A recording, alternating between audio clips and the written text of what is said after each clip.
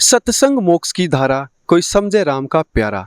नमस्कार, आप देख रहे हैं ऐसे न्यूज़ चैनल और आज हम आए हुए हैं संत रामपाल जी महाराज जी के सतलोक आश्रम में, जो सिंहपुरा रोहतक हरियाणा में है। और यहाँ पे आने का एक विशेष कारण है, क्योंकि हमें लोगों से पता चला और हमने रोड पे लगी होर्डिंगों से ये जाना कि संत रामपाल जी महाराज जी के शिष्य संत कबीर जी के 625वें प्रकट दिवस के उपलक्ष्य में एक विशाल भंडारा आयोजित कर रहे हैं और साथ ही रक्तदान शिविर का भी आयोजन किया गया है। और 13 तारीख को एक दहेज रहित विवाह भी यहाँ पे संपन्न होगा और 12 जून से लेकर 14 जून 2022 तक संत रामपाल जी महाराज जी के शिष्यों ने एक विशाल भंडारे का आयोजन किया गया है। और उसमें केवल रोहतक को ही नहीं, पूरे हरियाणा को आमंत्रित किया गया है, जिसमें सभी जाति धर्म के लोग शामिल होंगे। और अभी हम यहाँ पे ये जानने के लिए और देखने के लिए आए हैं कि इतने बड़े भंडारे का आयोजन जो कर रहे हैं उसकी तैयारियां कैसी हैं और जो भक्त हैं उन्होंने क्या क्या अभी तक तैयारियां पूरी कर ली हैं। तो अभी हम आश्रम के अंदर चलेंगे और जानेंगे कि क्या क्या तैयारियां चल रही हैं।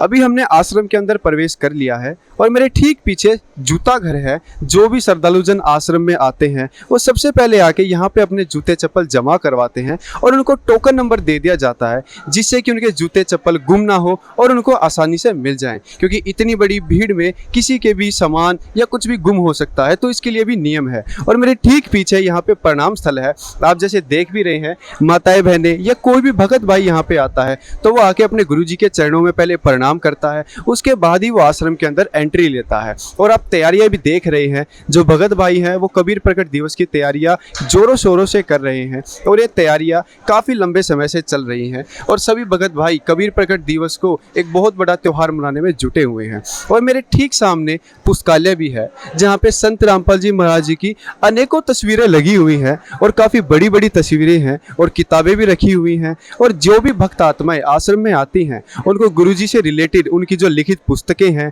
या फिर उनकी तस्वीरें हैं वो यहाँ से अपने घर के लिए ले जा सकते हैं और अपने घर में तस्वीरें लगा सकते हैं। और संत रामपाल जी महाराज जी ने, ये तो हमने सुना है कि उन्होंने ज्ञान का एक पिटारा खोल दिया है और जो तत्व ज्ञान है वो संत रामपाल जी महाराज जी ने ही बताया है, तो उसी से रिलेटेड जो किताबें हैं वो अपने घर ले जाते हैं। और मेरे यहाँ पे ठीक सामने नामदान स्थल भी है।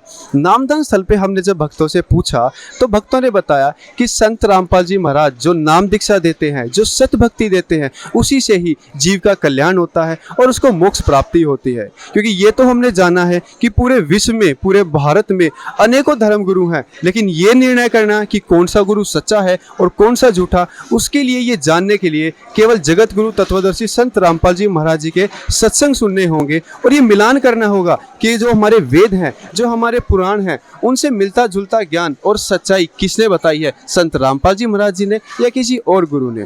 और जिस कार्य के लिए हम आश्रम में आए हैं, कबीर प्रकट दिवस की तैयारियों का जायजा लेने के लिए, वो हम भली भांति यहाँ पे देख रहे हैं। भक्तों ने चारों तरफ फूल लगाए हैं और कबीर साहेब जी की और संत रामपाल जी महाराज जी की तस्वीरें भी लगाई गई हैं। और मैं आपको दिखाना चाहूँगा कि मेरे ठीक सामने कबीर साहेब जी की उस बाल उम्र की एक तस्वीर लगाई गई है, जहाँ पे वो लहर तारा तालाब पे एक कमल के फूल पे आके लेटे हुए हैं और उनको एक दानक समाज से ताल्लुक रखने वाले दंपति नीरू निमा को वो प्राप्त हुए और उन्होंने ही उनकी परवरिश करी। और उन्होंने ये दिखाया कि किसी बड़े ऋषि मुनि से ही नाम दीक्षा लेकर आप पार नहीं हो सकते। अगर तत्व ज्ञान आपके पास है, और कबीर साहेब जी को संत रामपाल जी महाराज जी के शिष्य भगवान मानते हैं और उन्होंने ये बताया है कि केवल उन्हीं के पास ही सच्ची भक्ति थी, उन्होंने ही तत्व ज्ञान बताया और उन्हीं के द्वारा बताई गई भक्ति से ही मानव जीवन का कल्याण हो सकता है। और अगर हम और अंदर चलते हैं तो हमारे सामने भंडारा घर की व्यवस्था यहाँ पे की गई है। जब हम पहले यहाँ पे आए थे तो भंडारे घर की व्यवस्था बाहर की गई थी, लेकिन अभी जो व्यवस्था है भंडारा घर की वो अंदर ही की गई है। और अभी हम भक्तों से जानेंगे भंडारे के बारे में और क्या कुछ तैयारियां यहाँ पे चल रही हैं। अभी हम भंडारा घर के अंदर प्रवेश कर चुके हैं और अब मेरे ठीक पीछे देख रहे हैं कि श्रद्धालु जन अपने स्थान पर बैठकर भंडारा ग्रहण कर रहे हैं। और अभी हम किसी जगत गुरु तत्वदर्शी संत रामपाल जी महाराज जी के शिष्य से भंडारे के बारे में कुछ जानना चाहेंगे। नमस्कार जी। भगत जी। क्या नाम है आपका? बलबीर सिंह भगत जी। ये जो भंडारा हम देख रहे हैं, क्या ये 24 घंटे चलता है? जी भगत जी, 24 घंटे व्यवस्था। कोई भी किसी भी समय आगे भंडारा ग्रहण कर सकता है? जी भगत जी, 24 घंटे। अच्छा भगत जी, हमें एक बात बताइए, जो हमने देखा है कि इस बार 625वां प्रकट दिवस आप लोग मना रहे हैं, तो उसमें ऐसा क्या विशेष है?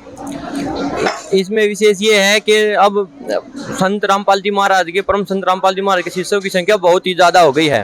पहले एक जगह पे भंडारा हुआ करता था, अब की बार 9 जगह पे, और 9 जगह पे बहुत ही ज़्यादा संगत हो गई है, इसलिए 9 जगह व्यवस्था की गई है। तो अब केवल रोहतक में ही नहीं और भी अन्य जगहों पे भी भंडारे की व्यवस्था की गई है। जी भगत जी, अब हिंदुस्तान से बाहर भी भंडारों की व्यवस्था की गई है। तो ये बहुत संत रामपाल जी महाराज का जो ज्ञान है वो शास्त्रों के अनुसार है, और उन्होंने जो हमें एक रास्ता दिखाया कि हमारे शास्त्र क्या कह रहे हैं, जिससे मानव जीवन का कल्याण हो सकता है। मानव जीवन का कल्याण का रास्ता एक ही है। अभी हम भंडारा घर में प्रवेश कर चुके हैं और आप मेरे ठीक पीछे देख रहे हैं कि भगतजन बूंदी प्रसाद तैयार कर रहे हैं।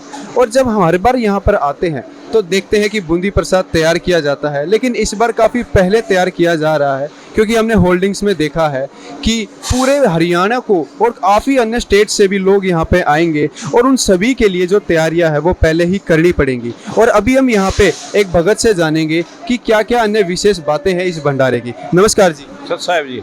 क्या नाम है जी आपका? करमवीर दास है जी मेरा नाम। कहाँ से जी आप? गोहाना से हूँ जी मैं। आपने संत रामपाल जी महाराज जी से कब दीक्षा ली? 2013 जनवरी में परमात्मा से नाम दीक्षा ली थी जी मैंने। मैं आपसे एक बात जानना चाहता हूँ, जितने भी यहाँ पे लोग आए हुए हैं और बूंदी प्रसाद तैयार कर रहे हैं, क्या ये सभी नाम उपदेशी हैं या बाहर से बुलाए गए? इसमें कोई भी आ सकता है, ये परमात्मा प्रसाद है। ये सतलोक से परमात्मा सतलोक से आए हुए सब जो जितने भी प्राणी हैं परमात्मा के बच्चे हैं। नहीं, ये जो बूंदी प्रसाद तैयार कर रहे हैं, क्या ये भक्त है या फिर बाहर से पैसे देके बुलाए गए? नहीं, ये तो सारे भक्त हैं जो सेवा कर रहे हैं, फ्री ऑफ कॉस्ट सेवा कर रहे हैं। अच्छा, जितने भी यहाँ पे जो भक्त सेवा कर रहे हैं वो फ्री ऑफ कॉस्ट सेवा फ्री ऑफ कॉस्ट करते हैं, अपनी भक्ति और सतलोक जाने के लिए अपनी भक्ति करते हैं यहाँ पे और सेवा करते हैं। तो इस भंडारे में ऐसा क्या विशेष है? केवल बूंदी प्रसाद ही बनेगा या फिर और भी अन्य कोई प्रसाद तैयार किया जाएगा? इसमें ये गैब का भंडारा है जी। इसमें बूंदी प्रसाद बनेगा और हलवा प्रसाद बनेगा 12, 13, 14 जून तक। तो 12, 13, 14 जून को तीनों दिन ही खुला भंडारा चलेगा? खुला भंडारा चलेगा जी, और हलवा प्रसाद भी साथ में चलेगा इसका। तो इस भंडारे में कोई भी आ सकता है? हाँ, कोई भी आ सकता है जी। पूरे उसको देहात को सबको कार्ड दे के इन्वाइट किया गया है। पूरा गांव का गांव आए, कोई दिक्कत नहीं है।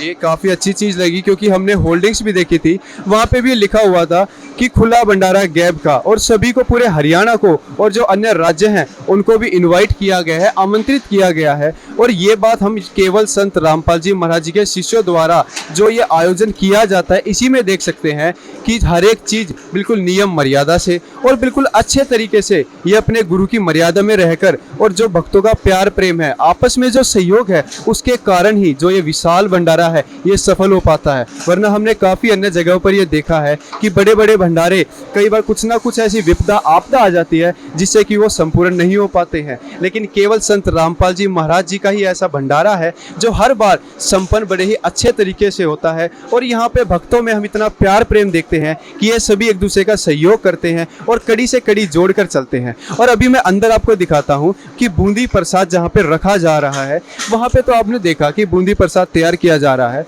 लेकिन यहाँ पे जो भक्त हैं वो बूंदी प्रसाद को एक तरफ इकट्ठा करके और वहाँ पे ठंडा करने के लिए सभी यहाँ बैठे हैं, ताकि इसको अभी से ही तैयारी कर सके और एक जगह पर बूंदी प्रसाद को रख सके। क्योंकि जब इतने बड़े विशाल भंडारा में जब दूर दूर से लोग आएंगे तब एकदम से तैयारी करना तो कोई संभव बात नहीं है, इसीलिए पहले से ही ये तैयारी यहाँ पे की जाती है और बूंदी प्रसाद बहुत ज़्यादा मात्रा में तैयार किया जाता है। और हमने ये चीज़ पिछली बार भी देखी थी और शायद इस बार भी देखने को मिल सकती है कि जब भी बाहर से श्रद्धालु या कोई भी अन्य लोग भंडारे में आते हैं तो उनके घर तक की जो खाने की व्यवस्था है वो आश्रम के द्वारा दी जाती है, ताकि उनको घर तक जाने में किसी भी प्रकार की कोई समस्या ना आ सके। तो ये थी भंडारे की तैयारियाँ।